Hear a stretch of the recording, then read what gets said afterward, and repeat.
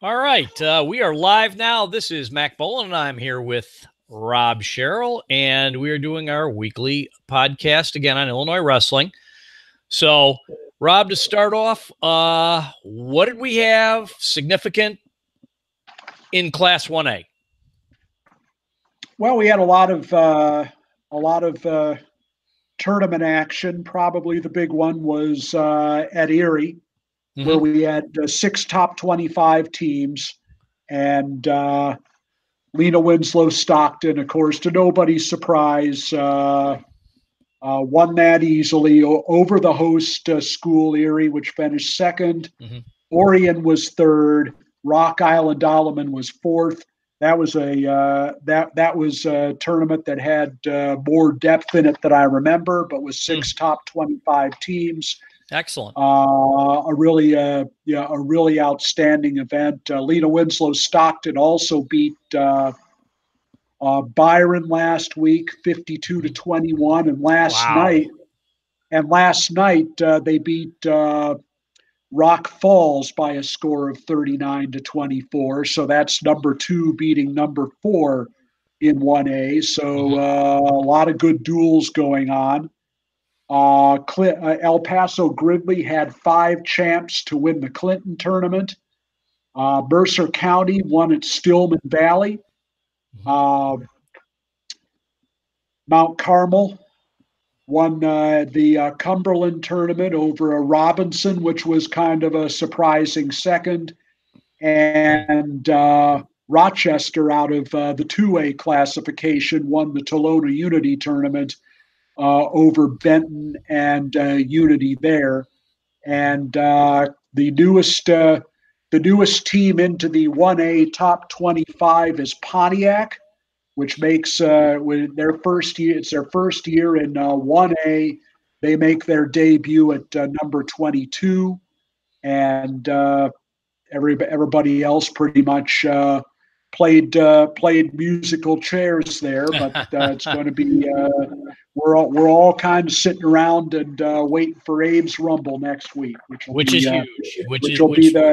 have 16 of the top 25 in my rankings, as well as 16 of my 20 honorable mentions. So it's a tournament that's going to be loaded from top to bottom, and there's going to be some reshuffling after that one. Good. Now, where do you have Lena Winslow Stockton in your Class 1A rankings? Yeah, number 2 behind Aurora Christian. I'll mention now that Aurora Christian finished 23rd in the Minnesota Christmas tournament, and which is a tournament mostly, of course, of the big schools in Minnesota. Pretty much all the schools that finished ahead of them were either from 3A or from 2A. It was actually 2A schools that finished 1-2 in that event, with Simley winning by 5 points over Casson Manorville.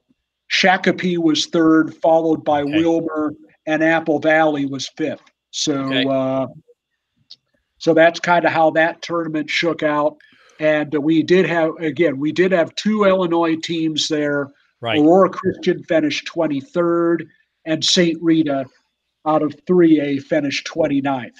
So that was the Illinois representation. Noah Villarreal, the state champion from Aurora Christian, did finish second in that tournament at 132. He did beat a couple of ranked guys. I'm pulling up the results right now. He did beat a couple of ranked guys from Minnesota. He lost. He got teched in the finals by Ryan Sokol of Simley, who missed all of last season due to injury. But I was a guy that I had in my national top 25 going into last year, and he's back with a vengeance this year. And both those guys were undefeated going into that final. Joel Milan finished fourth at 106 for Aurora Christian, and Julian James finished seventh at 195. That was their three placers. Well, good for them. Aurora Christian only took 7 guys to the tournament. And 3 place. That's pretty good showing for, you know, a 118. That's not too bad for Aurora Christian. And just double checking, and St. Rita had 1 place winner at 220. George Western finished 7th. They took closer to a full team to the event. They did have several guys win matches, win 1 or 2 matches, but they only had 1 place winner. Okay. So let's move on to 2A. What do we got? In 2A, Washington had an interesting quad on Saturday with Plainfield South, CBC from Missouri, and Portage, Indiana, in which they went 1 and 2. They beat Plainfield South 49-21, and actually both Plainfield South and Washington lost close to the other 2 schools. Washington lost to CBC 45-32, and they lost to Portage 32-26 in a match that went all the way down to the end.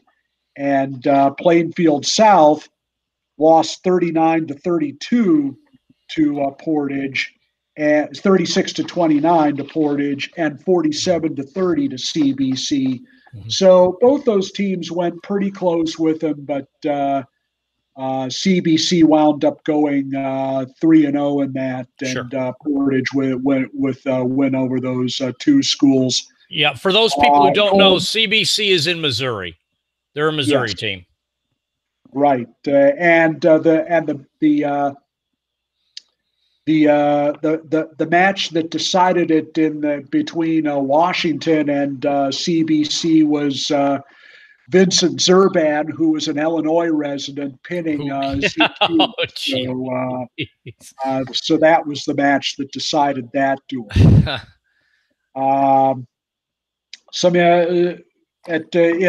In tournaments, actually, Indiana schools came over and won 2 tournaments that were on the 2A level. Avon, Indiana, came over and won the Joe B tournament at Springfield, with LaSalle Peru finishing 2nd and Chatham Glenwood finishing 3rd. And Merrillville, Indiana, came over and won the Rich East tournament, which they've done several years in a row now, with Morton Cicero finishing 2nd and Romeoville finishing 3rd there. Metamora won its own tournament, first time in a few years, by a point over Tremont, with Leroy finishing 3rd. At the Mascoutah tournament, Triad came out on top with Mattoon finishing 2nd and Civic Memorial finishing 3rd, ahead of 3A schools. And Rock Falls won the Harvard tournament, with Grayslake Central finishing 2nd. So that was the major action there. Joliet Catholic beat Coal City by a point on Saturday. Coal City was missing several starters, including Alex Friddle, which would have made a difference. But a win is a win. So kudos to Ryan Cumbie and Ben Gerdes and Joliet Catholic for pulling off the win there. So those were the major happenings in 2A. And anybody who knows about the better coaches in Illinois, Ryan Cumbie and Gerdes are top notch. It'll be interesting to see what they can do with that program. Yeah, for sure.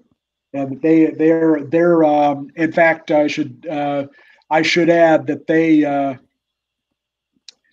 they entered the 2A top 25, probably for the first time in their history, I would think. They're number 23 this week. So so Joliet Catholic has joined the party in 2A. All righty. That's good. And of course, we know Coal City. I think Coal City will definitely be a factor in 2A as well after moving up from 1A. They're in the same regional, so it'll be interesting. Interesting to see what happens there. All right. And of course, in 3A, we had the Rex Whitlatch tournament. Park River Forest, they were missing. I think they were short 3 weight classes. They've got an injury and a couple of weights that are still unsettled. Good showing by DeKalb. I got to say, they were, if you want to talk about bad luck, and I was at the Rex Whitlatch tournament. If you want to talk about bad luck, you're talking about injuries. You get one of your best guys, Fabian Lopez, going through a concussion protocol and can't wrestle in the finals. Had to default. Curran gets injured. They probably left 20 to 30 points out on the mat just through,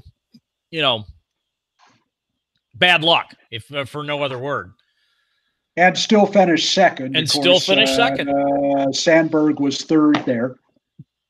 We didn't have a whole lot of tournament action going on in 3A, but we did have 2 others with Batavia edging Evanston by 4 points to win at Glenbrook South, and at Niles West, Barrington won that over Jacobs and Conant. So that's your wrap up of tournament action there. But it was OPRF, DeKalb, and Sandberg taking the top 3 spots at Hinsdale Central. And I'll say right off, I was very impressed with Pat Nolan of Sandberg. Just really had a good tournament. Yeah, really. A week after taking a loss to Kyle Schickel in the quad at Wheeling, he was outstanding. He pinned his way to the title, and he got Nolan got my number 2 star of the week for his performance at Hinsdale Central, and well deserved. Well, earlier in the week, the duels that took place, I believe, at Marmion. Now, a lot of those teams there did not have. A lot of them were missing a ton of guys between Marmion, Montini, Lockport, Huntley. Now, Huntley, I don't think was missing, but a lot of the other teams were missing a bunch of guys. I know Marmion, and they wrestled a varying number of duels. Montini only wrestled twice that day. They beat they wrestled Lockport and Huntley. Marmion wrestled 3 times. Huntley and Detroit Catholic Central, which of course came in from the suburbs in Michigan. Yeah. They both wrestled 4 times, and Detroit Catholic Central had a 25-3 lead over Mount Carmel after the upper weights were finished, because they're very strong in the upper weights, where of course Mount Carmel is not. And then Mount Carmel turned the tables in the lower weights, which is where Detroit Catholic Central is the weakest.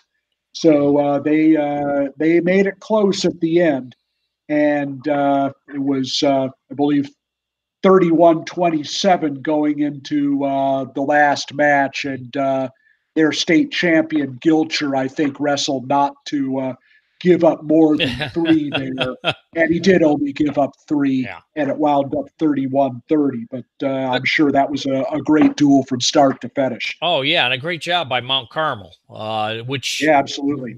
Unfortunately, we'll get to the to the bad news on that later. But the interesting thing I'm kind of noticed, because a lot of lineups are unsettled. I know Montini, when they went to the Ironman, were missing guys. At Rex Whitlatch, Oak Park River Forest was missing guys, but like the middle of their lineup, their strength, pretty much came through in that tournament and won it for them at the weights that they were strong. And just to say, looking at Montini Catholic's schedule this year, I got to say, holy cow. I mean, because they've already done the Ironman. Now they're back in the Dvorak this year. They're not at the Clash. They'll be in the Dvorak, and it'll be a very interesting battle between them and LaSalle. And LaSalle, yes, absolutely. And then, but the super duels they're doing, they're going out to California, Right. And I believe I don't remember all the time. I think they're wrestling Buchanan, and I don't remember the other one. Wyoming Sims. They're wrestling Buchanan and they're wrestling Gilroy. Gilroy, that's it. Yeah, and but then they're taking part in the St. Edward duels as well. And of course, they're at the Doc Buchanan tournament also. And they're going to be at the Beat the Streets at Oak Park River Forest with the host school, Bergen Catholic, Lake Highland Prep, and Poway, California. Now Poway is okay. I don't know how many guys they're going to bring, but obviously Lake Highland Prep and Bergen Catholic are for real. And that's going to be January 12th at Oak Park River Forest. And there's another, I mean, that's going to be a rough day. Yeah. Poway, of course, has a new coach, and they're certainly they're certainly not dialing back their schedule. The new coach was was the number one assistant for the past 15 seasons, so he's been in the program, and so it'd be interesting to see what kind of a transition there is. Of course, they lost their state champion from last year, Dominic Mata, who transferred to Blair. But right. they got a very good transfer in from just over the border in Arizona, Aaron Gandara, who was at one of the Yuma schools, and he is at Poway this year. And I would expect him to pick up right where he left off this year. And he's it's too bad. He and Mata would have been great workout partners, because one would probably be 52 and one would probably be 60. But well, it's kind of hard for me. I know Mata is a 4-point student, so okay. Well, it's kind of hard for me to feel sorry for Poway losing Mata when, of course, Allen, Texas loses Ferrari to one of the best wrestlers in the country to Blair as well. Right. Plus his brother, who would have been a freshman. Yeah, right. Who isn't even making the lineup at Blair? I know, right because now. it's that loaded this year. Yeah. They have quite a log jam there to sort out, but I'm sure we'll get some matches. Yeah, great problem to have. So looking ahead, you already mentioned Abe's Rumble in Class 1A, which is obviously huge. Who's your favorite for that one? Well, it'd be hard to imagine that we don't get a third consecutive rematch in the finals between Lena Winslow Stockton and Coal City. They'll certainly be on opposite sides when they start the bracket round on the second day. And we'll have I think Vandalia will make the finals against one of those teams. It's certainly possible that Althoff or Prairie Central could make the other semifinal. Maybe even Erie or Mount Carmel or Hayworth. We'll just have to see. I think if you wrestle that, that's one of those events where if you wrestle it 5 times, you're going to come up with 5 different orders of finish. And just when you mentioned Mount Carmel, that's not the Mount Carmel in Chicago that you're mentioning. It's the Mount Carmel down near Lawrenceville, right on the Indiana border. Right. And for those who don't, interesting piece of trivia that we'll have at the end of the end of the broadcast that I'll just tease now, but you'll hear it for real once we go out through our last feature. Okay, and just for those who don't know the format for Abe's Rumble, if you would just go ahead and run it down real quick. 55 teams are in it at this point. It's going to be 11 pools of 5, and they will. So everybody's going to wrestle 4 times on the first day. There's going to be a morning shift, and there's going to be an afternoon shift. They'll have 10 mats going, and then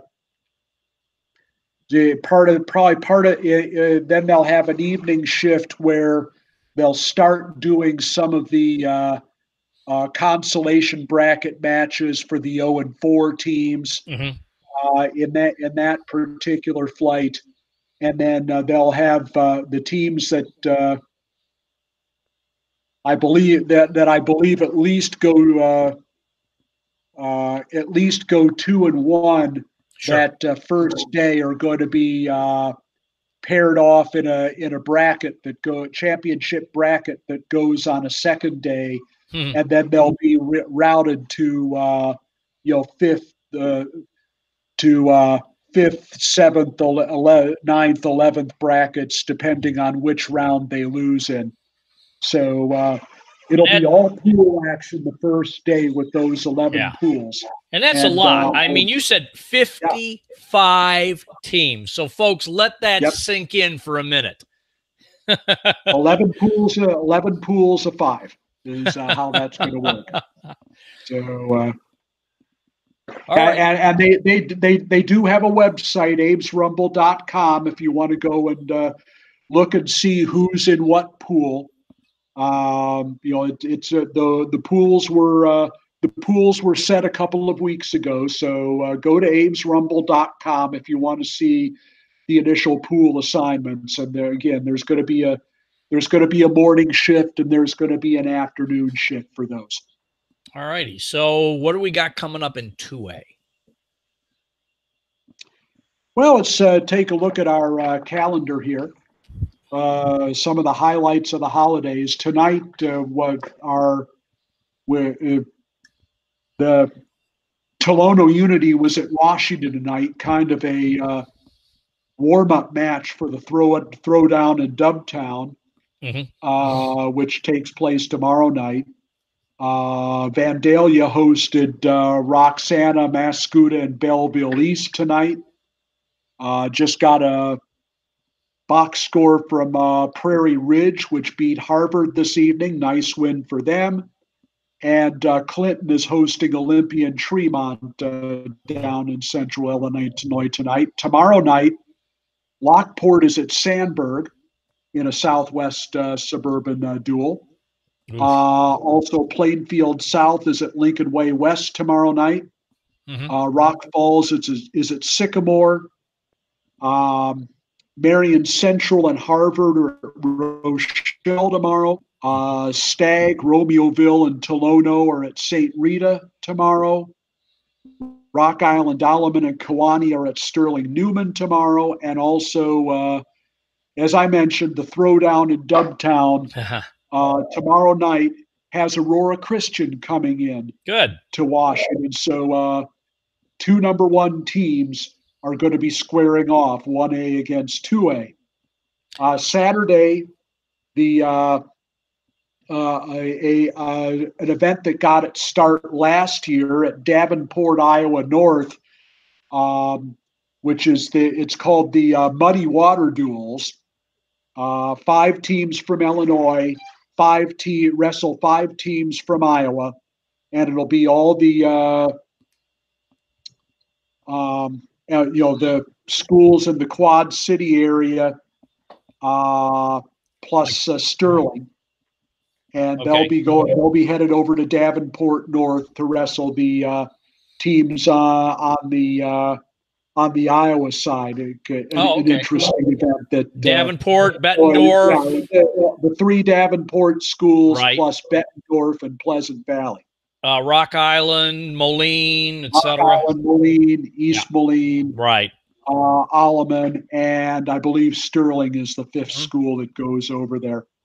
Okay. And Coal City is hosting Prairie Central, Lincoln Way East, and Plainfield East on Saturday, a quad that got its start last year. Other Saturday action this week, Bloomington and Joliet Catholic are at Marmion, probably another couple of schools involved there. There's a round-robin tournament going on at Glenbard South. Sandburg is at Lincoln Way West, also at 10 a.m. on Saturday. and a couple other quads going on Saturday. Naperville North Central. Naperville Central is hosting DeKalb, Lockport, and Friend. And Barrington is hosting Deerfield, Cary Grove, and Rolling Meadows. So that's kind of it until after Christmas. Right. And of course, we got a lot of heavy stuff coming up after Christmas. The tournament the holiday tournament schedule for after Christmas, couple of one-day tournaments on Thursday, the 27th at Cicero Morton and at Palatine. And on Friday and Saturday, of course, in addition to Abe's Rumble, we have the New Year's Challenge, which is at the Danville Civic Center. The DeKalb Duels, which we've been talking about for a couple of weeks. Yep. And the big 2-day tournaments at Granite City and Lincoln are also on Friday and Saturday. And Argenta Oriana's tournament and Wheaton Warrenville South's tournament, the Ed Ewald Invitational, take place next Saturday. So those are that's the major action going on Thursday, Friday, and Saturday of next week. So everybody from Saturday through Wednesday, everybody kind of takes a hiatus, and it starts off again on Thursday, and then Friday and Saturday, everybody hits it really hard. Yep. And I'm interested to see, because Sandburg is kind of on a rebuilding path right now, how they do against Lockport. I think that's a good test for them, a good measure. Lockport and Lincoln Way West on back-to-back days. So that'll be a big test for them. Yeah, and just a real quick note on the Southwest Suburban Conference, which, you know, when the Chicago Catholic League as a conference as a whole, before they added Marmion Academy and Montini during their down years, we pretty much both agree, you know, the Southwest Suburban Conference was loaded. Right. When you had a good Sandburg, you had a good Lincoln Way Central, a good Lincoln Way West, a good Lockport. I mean, that was a very, very tough conference, and that conference championship during that time period was one of the big tournaments in this state. Right, and that tournament, of course, which was renamed the Tom Leahy tournament in honor of the longtime Andrew coach. They've taken on some additional teams in that field, in addition to just the Southwest Suburban Conference schools. I mean, Rock Island is coming over. Granite City is coming up. Good. There's a handful of other schools that are going to be involved in that. So it's the Southwest Suburban Conference, but it's sort of become the Southwest Suburban Invitational with the extra teams that that are involved. Okay, just kind of briefly looking at the national scene now. Earlier we kind of spoke a little bit about the Minnesota Christmas tournament. Now, Simile won it, and you said without Norfleet, which was yes, kind of surprising. Kirkfleet was not in. Kirkfleet, yeah. Kirkfleet, there were not a whole lot. There was not a whole lot in the way of upsets individually. Blake West of Owatonna won at 106. He was the 106-pounder I had. He beat the youngest Manville. The Manvilles, by the way, are back in Shakopee this year. Right. Pearson Manville, the youngest, who is just a seventh grader. Right. He's starting his Minnesota high school career, where of course you could go 6 years on the varsity. Because which is why Mason went there before he transferred to Blair. Right. So we'll see. So it'll be interesting to see whether they whether they just stay for 2 years or whether they decide to stay longer. We'll just have to see. You never know. Know. Pearson is a seventh grader, so I'm sure at least for 2 years they will stay. Yeah. And so that was so West won that by a point. Paxton Crease of Shakopee won at 112. Eric Barnett The Wisconsin commit from Hortonville, Wisconsin, won it at 120. Easily over Joey Thompson, who used to be at Maple Grove. He's now at Totino Grace, transferred to the Catholic school up there. And that was the final there. Jake's Field of Totino Grace won over Reed Ballantyne of Stillwater, multi-time state champs there. We've already touched on 132 with Sokol of Simley beating Noah Villarreal of Aurora Christian. Tyler Shackle of Scott West won at 138. It didn't have any ranked guys there. Cale Carlson of Wilmer, who's going to Wisconsin also, I believe, going to his he won it at 45 over Swigum of Apple Valley. Brady Gross of Apple Valley won it at 152. Colby Njos of Anoka won it at 160. And again, we touched on Patrick Kennedy of KM, who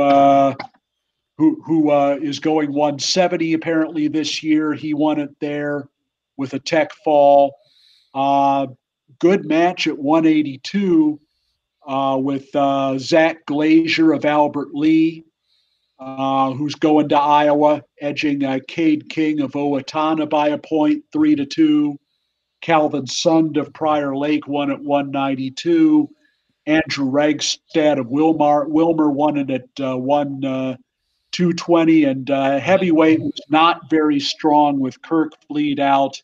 Calvin Menke of Scott West was the winner there. But it was pretty the last couple of years it's been pretty bunched up there at the top spots. This year it was kind of a two-team race between Simley and KM, with Simley winning it. Well, last year was close too. Winning it by 5. Last year was close too, with just a few points. I think it was between Anoka and Apple Valley. Right, there were several. Right, but they were all close. They were bunched over Simley and Apple Valley. Yeah, and Apple Valley. Right. I'm kind of surprised Apple Valley finished 5th. Yeah, well, they are down just a little bit, and I'm going to look at their. They're kind of out of superstars this year. Yeah, probably Swigum is their best kid, and he didn't win it. So So I think it's going to be a little bit of Stevenson's gone. Sure. It's going to be a little bit of a struggle for them this year. Yeah. Of course, they're once again in the same region with Shakopee, and Shakopee knocked them out last year, and I think Shakopee will knock them out again this year. Yeah, Shakopee, it looks like right now, and I was actually kind of surprised Simley won it, even though, I mean, I knew they were a good team, and I knew KM was a good team, but without Kirk Fleet, I'm kind of surprised they were still able to pull it off. Yeah, well, they do have Sokol back, which makes a difference, and their upper weights are pretty strong. So, and obviously they'll be stronger once Kirk Fleet's in. Oh, absolutely.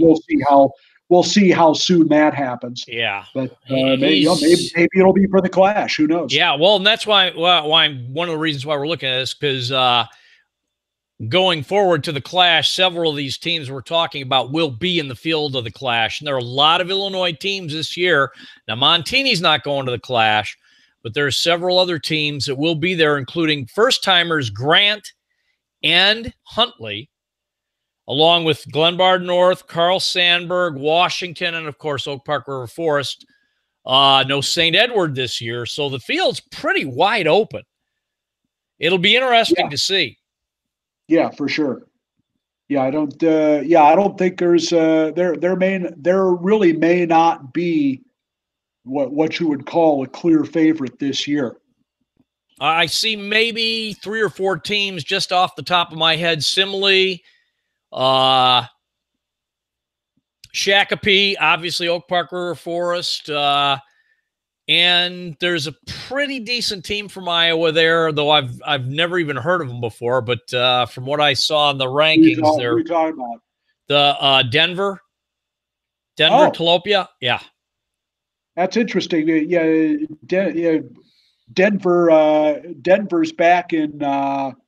I believe is ranked number 1 in 1A there. Mm-hmm. And, Denver for a long time co-opt with a nearby school, Tripoli, and they were a 2A school in the days of that co-op. Now Denver and Tripoli have separated into individual programs, and they're each back in 1A. And Denver. I think I don't think Denver will make the championship bracket, but I think they're going to be a team to be reckoned with for sure. Yeah, and now I don't know. I mean, I know of Kearney, Missouri in the past, but I don't know how good they are this year. I don't know. I don't know if this is the one of the great Kearney teams that we have seen. They've had some really. They've had great individuals over the years. Oh, absolutely. They have the Lester brothers, for instance, and I think they'll be just decent. Okay. So, but that's coming up. That's another one. Of course, Dvorak. So I think you and I agree. It's probably going to come down to Montini and LaSalle, correct? Yes, I think so. I think looking at the other schools that are I had a list of them right here. Is Mason, Ohio back? Yes, Mason, Ohio is back. I don't know. I would last year LaSalle and Mason finished 1-2 right in the Dvorak. I don't expect that to happen this year, but gonna pull up the. I'm gonna pull up the teams list here. Here we go. Montini and Mount Carmel, of course, are the two big ones from our state. So that's number 1 and number 3. Glenbard North is in at number 8. Huntley number 9. Edwardsville number 12. Libertyville number 15. Plainfield South, number 18, Addison Trail and Marist, which got into the top 25 this week at 24 and 25, are also in the field. So that's 9 top 25 teams at the Dvorak. And honorable mention teams that are there are Harlem, Jacobs, Lincoln Way East, Neuqua Valley, Providence, Wheaton North, and Yorkville. That was the other one I was thinking of, because Providence Catholic. Yeah, Providence Catholic in the field that are in the rankings in some spot. And Providence Catholic is not in the Clash field this year, but in Dvorak. Right. Yes, they are in the Dvorak. And of course, they finished 4th in the at Hinsdale Central. There were 6 top 25 teams at Hinsdale Central, and 6 of them took the top 7 spots. And the one that was not a top 25 team was Providence. So hats off to them. And I would expect they'll have a good chance to finish in the top 10 once again. Yeah, and on a side note, unfortunately, once again, Jacob Lindsay, another injury default during the tournament. It's so unfortunate because, such a talented kid, but having to deal with the injury bug his career, it's just tough to see. Yeah, I mean, and finishing as high as they did with really not much of a point contribution from him is says something for him. Yep, absolutely. And I think they did a good job. I mean, when they, even though I saw Coach Healy there, he was there, but with him kind of stepping down, but we both know he's still involved with the program. Sure. But I thought he'll always be a VIP at Providence. Yeah. I thought Reynolds was a smart choice for a coach hire. Very, very, very smart move. Sure, I agree. So the other big event, of course, we had, and this is where we kind of segue into the rant, the annual rant, I should say. Last Friday afternoon, we got the annual dose of good news from the Illinois High School Association on our regional and sectional assignments. About which teams are going to be helped and which teams are going to be, well, we can use another word. Are going to be screwed. Yeah, go ahead. I'll let you use that word.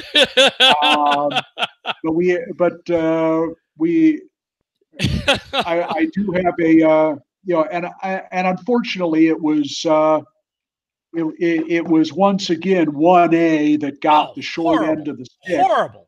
Yeah, West Carroll Regional. Just go ahead, run it down. I mean, it's brutal. There are three regionals in 1A that each have 5 top 25 teams in them, and so 15 of the top 25 are in 3 of the 16 regionals. Unbelievable. And the only reason that the Sherrard Regional doesn't have 6 top 25 teams is because of the site. Because of Knoxville being a regional host and Petersburg-Porta being a sectional host, Mercer County was moved out of the northwest quadrant and down into central Illinois this year. So Mercer County, instead of being the 6th top 25 team at Sherrard, kind of gets a free ride at Knoxville. So. And of course, we'll get into that as we talk about the pairings. But yes, unfortunately, the 2 of the 4 regionals that feed the Byron sectional and the Sterling Newman team sectional, the West Carroll regional and the Sherrard regional, each have 5 top 25 teams in them, and in fact, those 2 regionals feed into each other in the sectional at Newman on Tuesday night. So 8 of the top 25 teams will never see the light of day when it comes to any chance at qualifying for the dual state series. And they didn't really have to pair this way. I mean, if you look at it, Byron should be going to the Genoa-Kingston sectional. They're much closer to Genoa than they are to Savannah, and Winnebago, which is being sent past Byron and Stillman Valley to go to Genoa, should be going to West Carroll instead. No disrespect to Winnebago. This is their best team in several years this year. Mm-hmm. But geographically speaking, that's an assignment that could easily be have been made, and unfortunately, it's not being made. But but I digress. So, and of course, the other regional that is saddled with 5 top 25 teams is the Clinton Regional, and that's a regional that got loaded up because of Auburn, which has always gone south, is now being sent north, and not only being sent north, but being sent to the Clinton Regional, along with Clinton, Hayworth, and Leroy Tri-Valley, and Petersburg-Porta, and Warrensburg-Latham also being sent north, and Gibson City, and Clinton. So this is a regional where 7 teams have a shot at winning it, and we'll get to that when we look at our pairings there. But of course, the other end of the coin was the winter bracket drawing, which was also released last week, a couple of days before the regional and sectional assignments were released. Mm-hmm.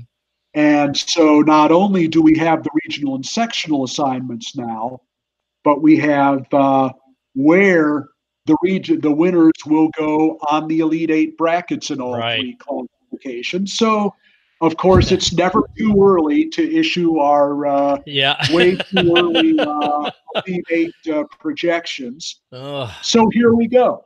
And starting with 3A, and starting at the top of the bracket, the team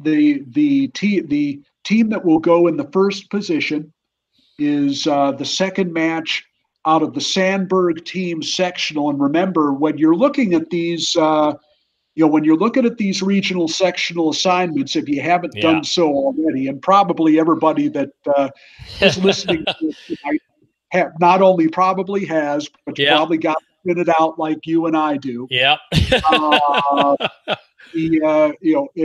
As far as the alphabetic naming protocol, the match one is the second two sectionals facing each other. Match two is the first two sectionals facing each other.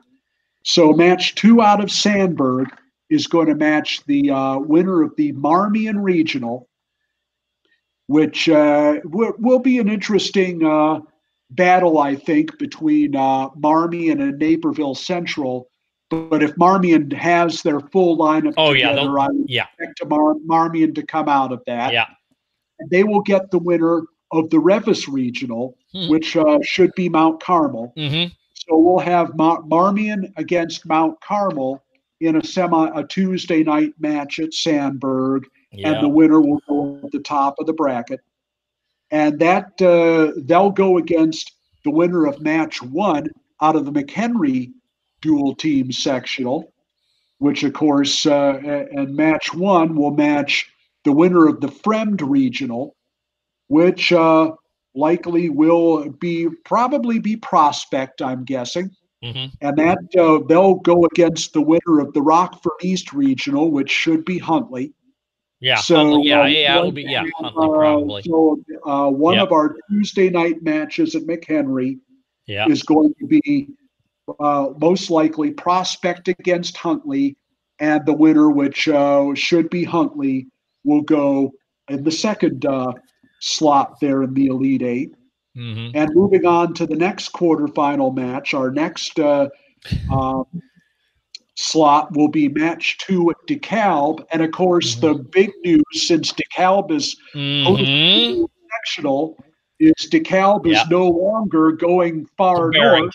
They're coming in. They're coming into the sectional with Oak Park River Forest. And Conan. And they're hosting the team section. You now have DeKalb to kick around in your sectional. So match two at DeKalb is going to be the winner of the Glenbard North Regional, and that's going to be a real interesting test between Glenbard North and St. Charles East. And of course, St. Charles East has already beaten Glenbard North in a duel. So let's just, for argument's sake, say that St. Charles East comes out of there. It's not impossible. Mm-hmm. And they'll have the winner of the Lane Tech Regional, which will be Oak Park River Forest. Yeah. So one of our matches at the DeKalb sectional on Tuesday night will be St. Charles East against Oak Park River Forest, with Oak Park River Forest most likely winning, and they'll go in the third spot in that in the Elite Eight.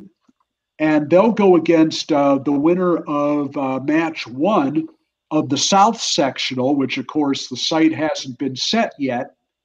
And that's going to be the winner of the Plainfield North Regional, which is likely to be Plainfield South. Yeah. And they'll be going against the winner of the Andrew Regional, probably going to be Lockport. Yeah. So one of our matches, our Tuesday night matches, is going to be Plainfield South against Lockport, which I would expect Lockport to come out there, and they'll take the 4th spot in the Elite Eight. So the top bracket of your Elite Eight is going to look like this: Mount Carmel against Huntley, Oak Park River Forest against Lockport. Now heading to the bottom half of the bracket. At the top, we're going to have match 2 coming out of McHenry, and that most likely that's going to be the winner of the Dundee Crown Regional, most likely going to be Barrington, going against the winner of the Libertyville Regional, most likely going to be Libertyville. So we've got Libertyville against Barrington in a Tuesday night match, most likely at McHenry. And I see that one as a duel that's going to go down to the last match. And just because I have Libertyville 15 and Barrington 16, I'll say Libertyville wins. But that's a match that could go either way. Sure. And the winner of that will go to Bloomington as the top, as the 5th slot holder. They'll get the winner of match 1 out of the Sandburg sectional. And that's going to be the winner of the TF South Regional, which should be Sandburg, going against the winner of the Argo Regional, which should be Montini. Ouch. So it'll be Sandburg against Montini in a match at Sandburg. And we'll see how home mat advantage does for Sandburg. Probably not. Probably not. Yeah. We'll have most likely we'll just say for the heck of it, it's Libertyville against Montini in an Elite Eight match. And then the 7th spot holder in the 3A Elite Eight is going to be the second match out of the South sectional, and that's going to be the winner of the Bradley Regional, which I think is still pretty wide open. Yeah, it could be Lincoln Way West, it could be Manuka, it could be Moline. Given that Lincoln Way West has beaten the other 2 duels already, I'm going to project Lincoln Way West coming out of there, but that's a wide open regional. Yeah, and they're going to get the winner of the Granite City Regional, which is going to be Edwardsville. So probably Lincoln Way West going against Edwardsville, which I would project Edwardsville to come out there. So your Elite Eight from top to bottom and your quarterfinal matches: Mount Carmel against Huntley, Oak Park River Forest against Lockport, Libertyville against Montini, and I forgot, the last match at DeKalb sectional match is the Maine East Regional, which probably going to be Maine South, going against the winner of the South Elgin Regional, which will be DeKalb. So be Maine South against DeKalb, the other match at there.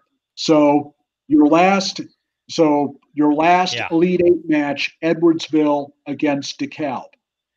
So that's your two early Elite Eight coming out of Class 3A. Yeah, it looks like the top portion of that bracket is going to be brutal. Yeah, absolutely. You could look at Mount Carmel. You have 4 top 10 teams there: Mount Carmel, Huntley, OPRF, Lockport. So, and then in the bottom bracket, could have a couple of top 10 teams before all is said and done. We still have the rest of the holidays and January wrestling to go. So DeKalb and Edwardsville could very easily get back into the top 10. Depending on what happens in January, we'll just have to see. But for sure, 5 top 10 teams and maybe more. Yeah. now we can move on to 2A. Yeah. And our first match there is Matt, and boy, do we have some strange assignments there. I wonder how Lincoln feels about being sent, if they won the Washington Regional, being sent, going to Geneseo one week and Sandwich the next week. Boy, somebody better be paying their mileage. Yeah. But I mean, and I see why they're doing it. I don't think it's a great reason, but I think what the IHSA is trying to do is they're trying to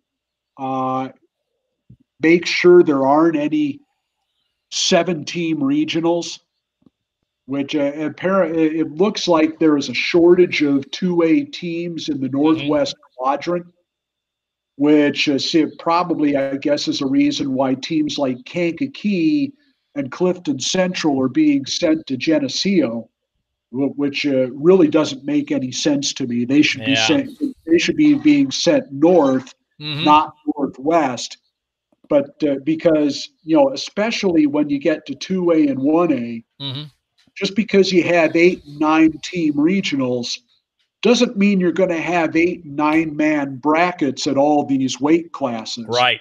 And, a bye is a bye, no matter how many teams you have in the regionals. So what have you gained? So it's not really how many teams are in a regional. It's, can you get full brackets at these weights? And 8 teams at a lot of these regionals, we're not going to have full brackets at these weights. It's just not going to happen. And, so the effect is the same as if you have, 7-team regionals. But that's neither here nor there. The assignments are made, and let's see where they lead us. We have match 2 of the Taylorville sectional in 2A leading off our Elite 8 bracket. And that means we're going to have the winner of the Carbondale Regional, which I'm going to predict that Olney-Richland County, which has already beaten Mattoon in a duel, is going to come out of there. And they're going to get the winner of the Chatham-Glenwood Regional. And Rochester, which has already beaten Chatham-Glenwood in a duel, going to project that they come out of there. So that would mean we'd have a first-time quarterfinalist at the top of the bracket, with Olney going against Rochester in the sectional at Taylorville, and the winner going in the first spot. They're going to get the winner of match 2 of the Wakanda Regional, of the Wakanda dual sectional. And that's going to be the winner of the Harvard Regional, which most likely is going to be Marion Central, going against the winner of the Lakes Regional, most likely going to be Antioch. So unfortunately, we're going to have 2 top 10 teams squaring off on Tuesday night at Wakanda. And I'm going to project that Marion Central comes out of that. But it's going to be interesting. Antioch has gotten Xavier Sanchez, who wasn't out for wrestling last year, back in the lineup at heavyweight, and that's 6 points for Antioch at a weight where they're really going to need it. So that has improved their matchup against Marion Central significantly, and we're going to see how that plays out as we go through the rest of the season. But that's the top quarter of the bracket. Next, in the third spot, we have match 2 of the sectional at Sandwich, and that means we're going to have the winner of the Coal City Regional, which will be Coal City. Coal City, sure. Going against the winner of the Dixon Regional, most likely Dixon, but that's a wide open one. Geneseo, LaSalle, Peru, Sterling, even Rock Island could have something to say about it.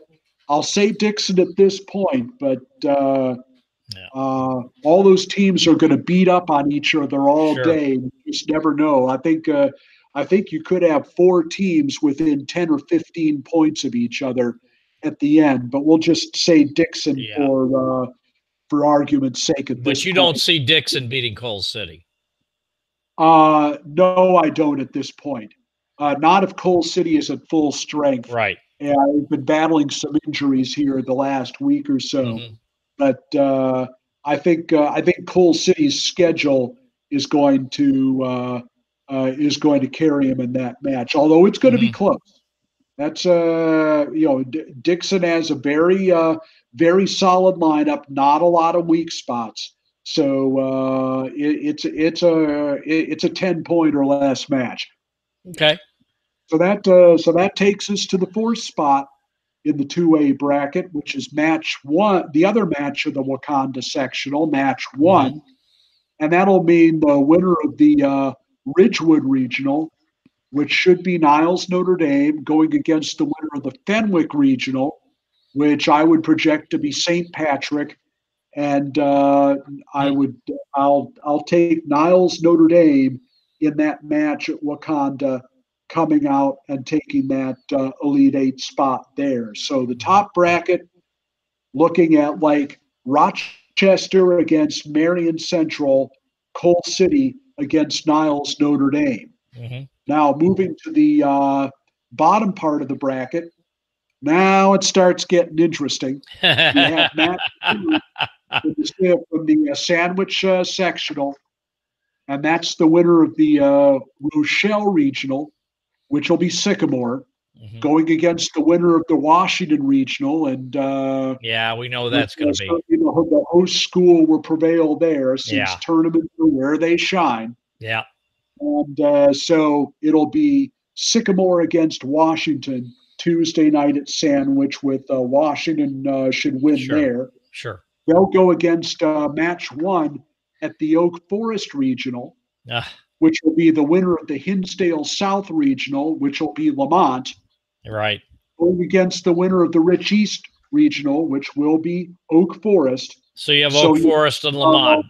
Oak Forest butting heads Tuesday night at Oak Forest. And once again, we'll see whether home mat advantage it can help Oak Forest get any closer than it was the first time. Yeah, but again, you have two of your best 2A teams meeting in a team sectional again. Lamont already has a win over Oak Forest, and I will project them to win it again.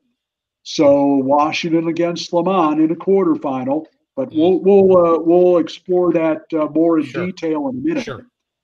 The final quarter in the 2A bracket is match one at Taylorville, which is going to be the winner of the Jersey regional, which probably, based on tournament results to this point, I'm going to project Triad coming out of there. And they'll get the winner of the Urbana regional, which will be Mahomet Seymour. Okay. So Triad against Mahomet Seymour in a Tuesday night match at Taylorville. And Mahomet Seymour already has a win over Triad in the this season. So I'll project Mahomet, but it was a 3-point match the first time. That's a match that could easily get turned around in a rematch. Sure. And at the bottom, we have the other match at Oak Forest, which is going to be the winner of the Back of the Yards regional. And I think Back of the Yards has a real good shot at surviving against De La Salle. It's going to be one of those two teams coming out of there. Back of the Yards just won the Red Central CPS duels over the weekend over Simeon, among others. Okay. Simeon and Phillips, among others. So it would not surprise me if Back of the Yards came out of there. It'll be between them and De La Salle. And they'll get the winner of the Solorio regional, probably either Simeon or Evergreen Park coming out of there. And I'm going to project that De La Salle makes it out of that particular sectional. So your two early Elite Eight and 2A, Rochester against Marion Central, Coal City against Niles Notre Dame, Washington against Lamont, and Mahomet Seymour against De La Salle. Now, we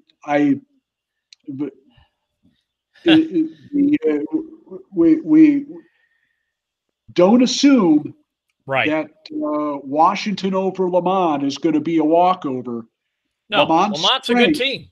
Lamont's strength is in the middle weights where Washington's weak. Yes, no, absolutely. And, that is a matchup that it's not beyond the realm of possibility that Lamont could really exploit in what should be a great quarterfinal match. So the real shame is that one of those two teams is going to go home, which is unfortunate. Yeah. But it could be that they're the two best teams before it's all over. Absolutely. Now moving on to 1A. Go ahead. The top match is match 1 out of the Wilmington sectional, and this has been refigured. The Northeast sectional is not as weak as it was a year ago. It is still the weakest of the 4, but not as weak as it was a year ago. But we do have the match 1 of the Wilmington sectional will be the winner of the Walther Christian Regional, which I expect to be Lyle, going against the winner of the Seneca Regional, which I expect to be Prairie Central. So one of the matches at Wilmington on Tuesday will be Prairie Central against Lyle, and Prairie Central will win there. And match 2 of the Hayworth sectional will be their quarterfinal opponent, and that will be match 2 will be the winner of the Clinton Regional, which we've already talked about. And just for argument, I think it's going to come down to probably Hayworth against Auburn at the end for the regional title there. And I'm just going to say for the heck of it that Hayworth wins its only its 4th year as a program, wins the regional, and it's for the first time. I think they'll get the biggest battle from Auburn, but we'll say Hayworth comes out of there, and they're going to get the winner of the Knoxville Regional, which is going to be Mercer County, which got its Christmas gift early, being moved out of the Sherrard Regional, the Byron Sectional, and into the Knoxville Regional and the Hayworth Sectional. So we're going to have a Tuesday night match, Hayworth against Mercer County, and we're going to see whether home man advantage works for Hayworth. I think it's entirely possible that it could. It's also entirely possible that they could meet next week at the Rumble, so we might get a sneak preview. Sure. So that's going to be an interesting one. The other match at Hayworth will take the 3rd spot on the bracket, and that's going to be the winner of the Deer Creek Mackinac Regional, which once again is going to come down to between El Paso Gridley and Tremont. They tied for the regional title last year at Eureka, and El Paso Gridley advanced with more individual champions. And if they tie again this year, I think it's likely that El Paso Gridley is going to have more individual champions again. But that was how they won the Clinton tournament. So just for the heck of it, I'll say that El Paso Gridley does it again, but it's a coin flip between them and Tremont coming out of there.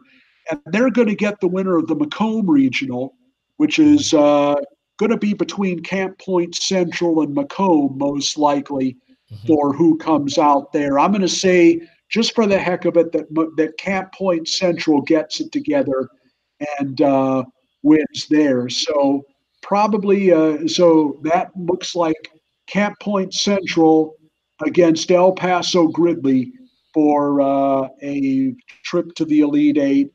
And I'm going to say, just for the heck of it, that El Paso does it again. We'll see what happens. Okay. That's another match that could also take place at the Rumble. So at Abe's Rumble, sure. There. And the other match at the final match in the upper half of the bracket is match 1 at Sterling Newman. Mm-hmm. So that is going to be the winner of the West Carroll Regional, which we've talked about. Which includes, of course, Lena Winslow, Dakota, Byron, Rock Falls, and Sterling Newman. So 3 of the top 4 teams in the state are in the same regional. Yep. Lena Winslow Stockton is going to come out of there. Okay. So Dakota, do you think Dakota has a chance? No, I don't think so. Okay.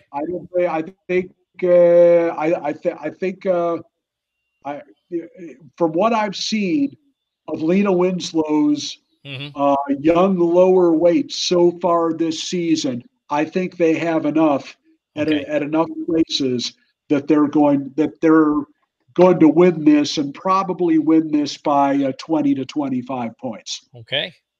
So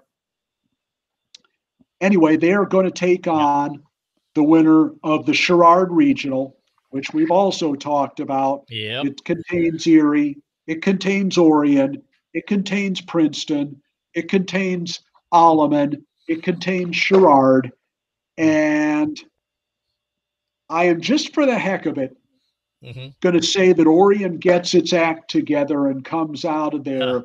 That's a regional that could very well go down to the last match. Yeah. Because Orion's going to be in it, Alleman's going to be in it, and Erie's going to be in it.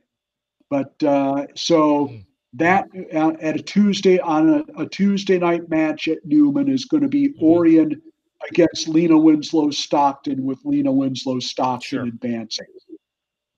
So that's the top bracket, looking like Prairie Central against Hayworth, El Paso Gridley against Lena Winslow Stockton. So I think you and I pretty much agree Lena Winslow Stockton is probably going to win the top bracket. They're probably so. Looking at the bottom half, we have the match 2 at Wilmington, and that means we're going to have the winner of the Bowen Regional, probably going to be Piatone, going against the CMA Bronzeville Regional winner, probably going to be Hope Academy. And so it's going to be Piatone against Hope Academy. And I'm going to project that Hope Academy makes its 3rd consecutive trip to the Elite Eight, and they'll take the 5th spot in the bracket.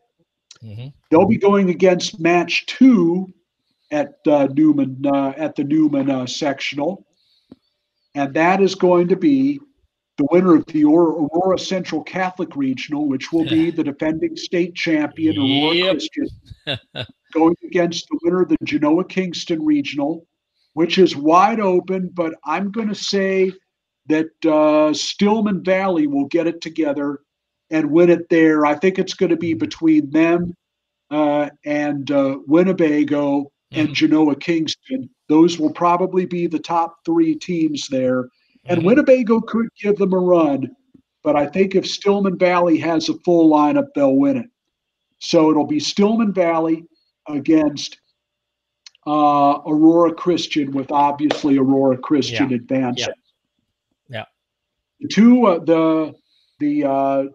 and the 4 regional winners coming out of the Vandalia sectional will meet each other at in the final quarter. Match 2 is on top, so that means we're going to have in the 7th hole the winner of the Anna Jonesboro Regional, which is going to be Anna Jonesboro, going against the winner of the Carlisle Regional, which is going to be Vandalia. So we'll have on Tuesday night at Vandalia, Anna Jonesboro against Vandalia, which will be Vandalia advancing. And match 1 of the Vandalia sectional will be the winner of the Robinson regional, which will be Mount Carmel, going against the winner of the Tolono Unity regional, which probably will be Monticello, although Tolono could give them a run if they have their full lineup together. So I'm gonna project Monticello against Mount Carmel, and Mount Carmel will win there. Mm-hmm. So you're too early. 1A Elite Eight will be Prairie Central against Hayworth, El Paso Gridley against Lena Winslow Stockton, Hope Academy against Aurora Christian, Vandalia against Mount Carmel, and your piece of trivia is for the first time in the 35-year history, and it'll be 36 years this year of the dual team state series. Both schools named Mount Carmel will make it to the Elite Eight. Will be in the Elite Eight. Well, just looking at 1A, it probably won't be the only time it ever happens. Yeah, and just looking at 1A, I kind of think we're looking at a Lena Winslow Aurora Christian final. Yeah, which it should have been last year, but but and pairings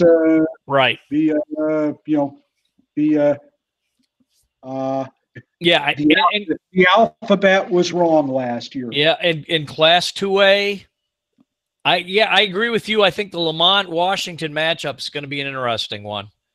Yeah, I think it's that's going to be closer than the rest of the experts think, in my opinion. Yeah, and Coal City, who knows? They're both battle-tested teams. Yeah, and I think I just don't know who's going to come out of the top. I mean, Marion Central is going to have their hands full with Antioch on Tuesday night, and Coal City could have their hands full with Dixon on Tuesday night. Yeah, it'll be interesting. There's going to be two great sectional matches there. Yeah, and I look at 3A, and on the bottom bracket, I kind of see Montini now really getting challenged, but I look at the top half of that bracket with both, Marmion Academy, Mount Carmel, Lockport. I shouldn't say Marmion Academy. It'll be interesting to see who wins that one, but potentially with Oak Park River Forest having to face Lockport and then Mount Carmel, the top portion of the bracket is going to be a grinder. Is going to be a meat grinder. Right, and it's interesting. Mount Carmel and Huntley didn't wrestle on what? Yeah. I'm sorry. Yes, they did. No, Mount Carmel and So they're saving us. They're saving us a little. Mount Carmel did not wrestle Huntley on Saturday, so they're saving us a little extra something for the state quarterfinals. Well, I think there's a lot. Obviously, there's a lot we're going to see yet because there's a lot going on. Oak Park River Forest, for instance, still hasn't furnished a full lineup yet. They've got an injury at one weight class, and two weight classes are unsettled. I think a good indicator of how good they are first will be the Powerade coming up, and then, of course, the Clash. And the Clash will be interesting because of the change this year. There's no Buchanan, no St. Edward, no Montini, no Park Hill. So that's kind of a wide open field. And with Simile winning the Minnesota Christmas tournament, I think they are probably going to be a top 4 seed. Yeah, I think that's entirely possible. Yeah, because looking at you've got some others. You've got Shakopee is up there. Not as strong as they've been in some years. No, definitely not. And it kind of showed last year too, because particularly with the 3A schools. Yeah. Absolutely. Because really, you've got the schools that are going to provide some drama in Minnesota are the 3A schools. Absolutely. Simley, Cass, and Manorville, and Scott West. Yeah. Well, last year in the second bracket, Simley got pounded, absolutely pounded. Simley was not very good last year. No, even Apple Valley in the final bracket, Apple Valley got pounded. And then you go to the Cheesehead, and the top two finishers at the Cheesehead by a mile were Montini and Oak Park River Forest ahead of KM, Apple Valley, and all the other Minnesota and Southeast Polk from Iowa. So, like I said, this clash will be interesting, and I'm curious to see, once Oak Park River Forest gets their lineup full, how they're going to compete in that field, how good Simile is this year over last year, and Shakopee, obviously up there. The school I mentioned from Iowa. They'll be the most competitive of the 3A schools, Shakopee. Yeah, but I don't think they'll make the first bracket. Yeah, they may not. It'll be interesting to see because, again, like I said, this field's wide open, and still at this point they only have 31 teams. I posted on Illinois Matman forums, but at this late in the season, I don't think many teams have that flexibility to kind of jump in at the last minute. No, probably not. No, everybody's got their dates full, and, that kind of thing. So, it might wind up being a Minnesota team.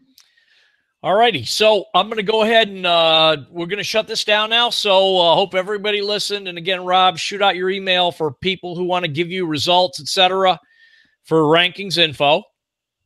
Sherrill3062@gmail.com. That's Sherrill3062@gmail.com. Thanks to everybody that's been sending me results, and I'll just throw it in there. If everybody was as good as 1A, you guys know who we are. Thanks a lot. Merry Christmas, Happy New Year to you. We'll see you at the Rumble. And Merry Christmas to all, and definitely Abe's Rumble, and I know you'll be there. I'll be at the Clash, and hopefully see you guys next week. We'll figure out the time based on our schedules. We try and shoot for Thursdays. Sometimes, we have to adjust a little bit, but hope you all enjoyed it.